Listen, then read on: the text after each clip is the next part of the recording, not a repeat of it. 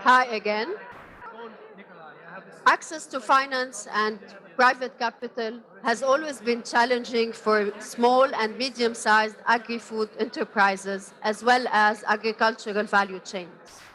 With a conversation between international, national, and impact-oriented financing institutions, our upcoming panel will provide insights on the solutions and opportunities available to reduce the financing gap and to pave the way towards a more sustainable and resilient future.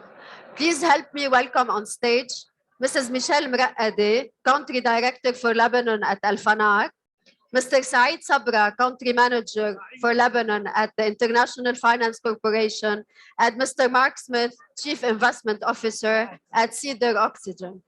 The panel will be moderated by my colleague, the best in this subject, Corinne Iyeme, Chief Investment Officer at IM Funding.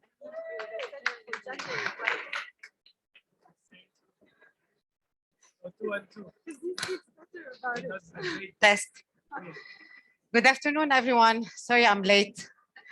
So welcome to friends and family. I guess we're all here to support the agri-food sector. So I'm going to start by a very minor introduction about our panelists, and I'm going to follow it directly by the questions that are related to them. Michelle, first and foremost, Mraade, Country Director at Al-Fanar. What is Al-Fanar? It's the first venture philanthropy organization in the Arab world that is supporting growth stage social enterprise. Michelle has more than 25 years of experience in strategy HR consulting in the US, EU, and Asia. My first question to you, Michelle, is what is really a venture philanthropist organization and what is really a social enterprise? Okay. Thank you, Corinne, and thank you for having me here. So a venture philanthropy organization is basically an organization that supports social enterprises, not just with funding, but also with management support, and it's long-term support. So basically, when an organization exits an accelerator program, this is when a venture philanthropy comes and supports this organization. And we do this for periods of 4 to 5 years and with funding up to $500,000 in grants. But what's most important is this management support that we provide that also includes access to networks and impact management. And to answer your point about what is a social enterprise, it's related to impact measurement. So basically, a social enterprise is an organization that has both a business model that generates revenue, but also a social and environmental impact. And this social and environmental impact has to be measurable and scalable. So what we do as a venture philanthropy organization is we help organizations model their impact and measure it and have the right tools to collect the data and then to issue impact dashboards and be able to evaluate their impact and scale it over time. Can you give us a couple of examples of KPIs?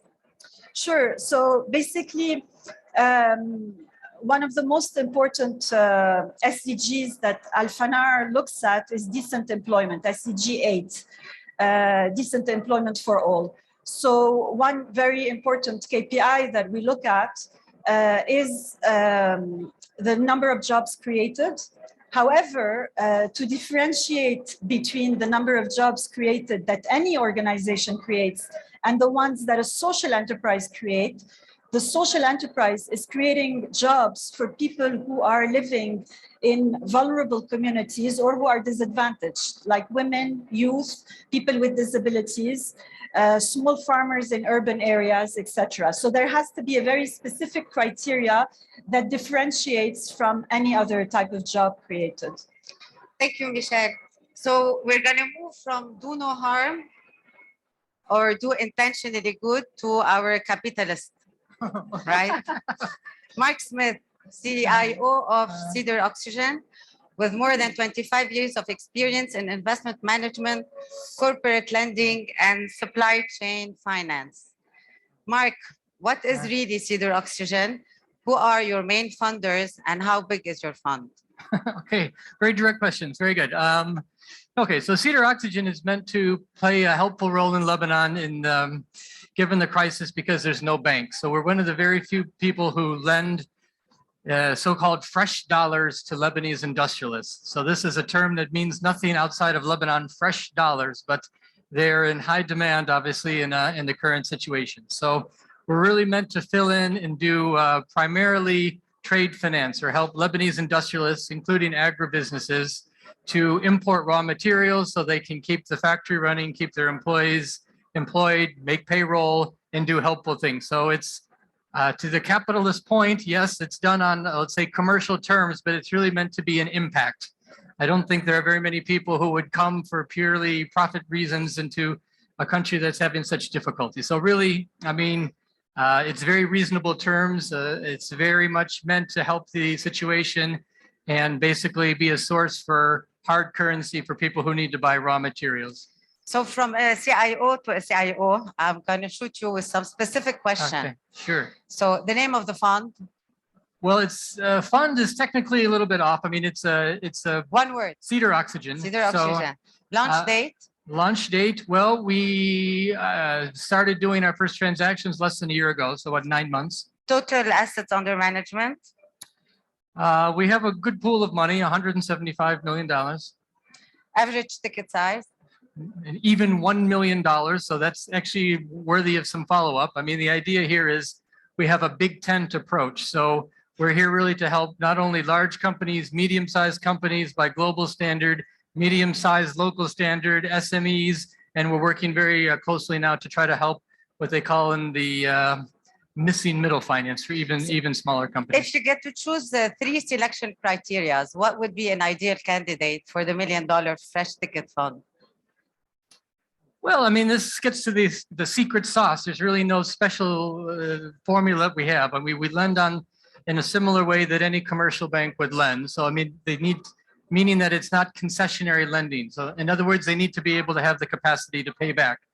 So, in the current environment, I mean, it's helpful to have, in the broadest terms, a sustainable business, something that's standalone. I mean, obviously, everybody's under hard times these days, but you know, there needs to be some way to secure the facility. So it's helpful, especially for agribusinesses, and I know this is a big theme of the conference, but to have at least some percentage of the sales be export-based, so there's fresh dollars in the mix. Other than that, tangible assets and sustainable cash flow. Time to close an investment ticket? As quick as we can. We aim to please. I mean, we could probably do it if we could get all the paperwork in a month. Usually about a month and a half, we can be in business. How many previous closings? We have about, last count, 32 industrial borrowers. And in the pipeline? 76 last time I looked. Yeah. All right. Thank you, Mark. Thank you. Back to you, Saad. So Saad is the country manager at IFC, the private sector arm of the World Bank Group. Saad is an expert in business strategy with a diversified pool of clients, including multinational corporation, government, and public agencies. As you see, that's a really big and special panel with big people, big titles, and deep pockets. So, you know, let's see what they're up to. Saad, given where you work, I have to start by asking you to describe the past 3 years in 5 words. The past 3 years. In 5 words. Yeah. Let's say crisis is the first word. Resilience, being able to responding, and challenge and lessons. Another out of subject question. So on March 11, the whole Lebanese, I guess Lebanon as a whole, wake up reading the following. Lebanon Trade Ministry has banned the export of some locally produced foods. The export ban includes items such as processed food and vegetable, milled grain products, sugar, bread, and some type of alcohol. The ban also covered animal feed. My question to you is, was that a media scoop corruption at its best, or none of the above? Well, this is a very important and sensitive matter. Of course, if I understood your question, Corinne, What do we read from this article? What do we read from that? From this ban? the thing is, you're asking what led to this ban, or what do we need from it? Both. Okay. Well, Why did they honestly- do it? Is it applied? Why are we seeing so many derogation? Okay, What is understood. it really? So look, I think it's a mix of a lot of reasons. One of which is Lebanon's geopolitical position, unfortunately, has been enduring a lot of shocks over the decades. So it puts Lebanon in a very precluded, geopolitical, sensitive position that sometimes has to deal with regional shocks. So I think this is not a field that we would follow at the development financial institution, but I think my own hunch is that these are politically driven decisions that put Lebanon